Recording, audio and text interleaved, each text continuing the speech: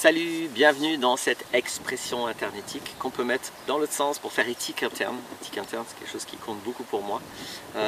C'est une émission de Que vivent nos relations TV que je vais associer à mon site être-humain.net que vous pouvez aller voir, être-humain.net pour me connaître un peu mieux, pour connaître un peu mieux mes activités.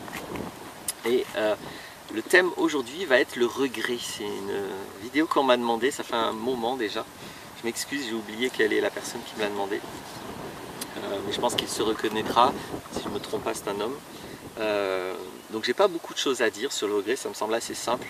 La conscience qu'on peut mettre sur le regret. Et voici ce que je peux en dire. Donc on est d'accord, le regret, c'est systématiquement quelque chose par rapport au passé. Donc il y a quelque chose qui a été fait et qu'on regrette. Qu'est-ce que ça signifie? Donc le regret, c'est exclusivement un mouvement du mental. C'est une comparaison mentale. Donc une vidéo que je peux associer à celle-ci, c'est la vidéo que j'ai fait sur la comparaison et la compétition.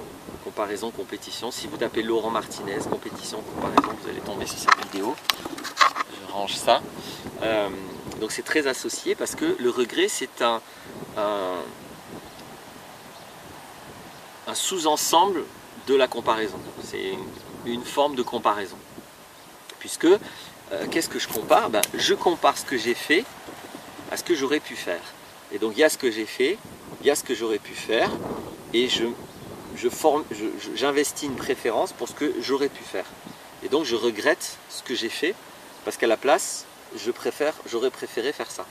Donc évidemment, ça c'est autant se fouetter direct, c'est à peu près rigoureusement la même chose, c'est-à-dire le processus de regretter ou le processus de se flageller, c'est la même chose. Le regret, c'est une flagellation psychologique, c'est pas physique, mais c'est psychologique. Ça peut devenir physique, hein, si vous êtes beaucoup dans le regret. Au bout d'un moment, ça peut faire des maladies, et puis bon, ça peut déclencher beaucoup d'émotions. Le regret en soi, c'est pas vraiment une émotion, j'insiste, c'est un processus mental, mais duquel va découler éventuellement beaucoup d'émotions, des détresses, des déprimes, des hontes, des culpabilités, même des peurs, des colères, des tristesses. Enfin, ça peut, franchement, des dégoûts, comme c'est très puissant, le regret, c'est très toxique.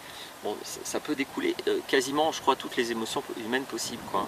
Donc vraiment, je peux me sentir abandonné, trahi par moi-même, abandonné par moi-même, tout ça à cause du regret. Vraiment, je pense que toutes les émotions peuvent y passer. Mais à la base, le déclenchement, le regret, c'est le mouvement psychologique.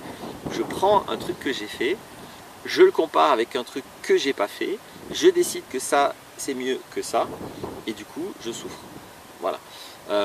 Donc vraiment, je ne vais pas répéter. Oups, je me suis fait mal. Je vais pas répéter ce que c'est la comparaison, en quoi la comparaison c'est complètement inepte.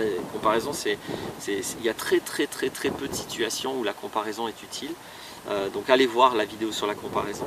Mais voilà, je compare avec un critère caché, donc vous verrez tout ça dans la vidéo sur la comparaison. Et c'est ça le regret. Le regret, c'est une comparaison. Donc simplement, non, ne comparez pas. Soyez conscient que le regret, c'est de l'autoflagellation. À la limite, si vous n'avez pas bien compris, allez vous autoflageller, comme ça c'est clair. Ça sera plus direct. Et puis là, vous comprendrez bien. Parce que vraiment, le regret ne peut conduire rigoureusement à rien.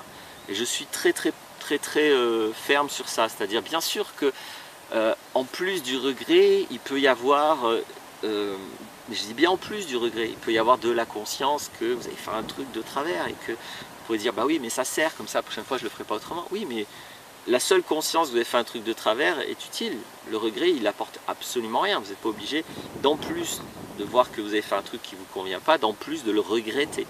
Le regret, c'est vraiment, c'est pas seulement, le regret, c'est pas une observation de ce qu'on a fait, c'est pas ça le regret. Hein. Le regret, c'est une observation de ce qu'on n'a pas fait et qu'on compare avec ce qu'on a fait. C'est ça le regret. Hein. Donc évitez de faire ça, sauf si vous voulez faire un petit coup de masochisme. Voilà. J'espère que c'est clair, j'espère que ça aidera.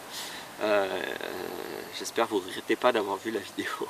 Et puis le réel est plus fort que toi. Merci d'avoir écouté. À bientôt. Au revoir.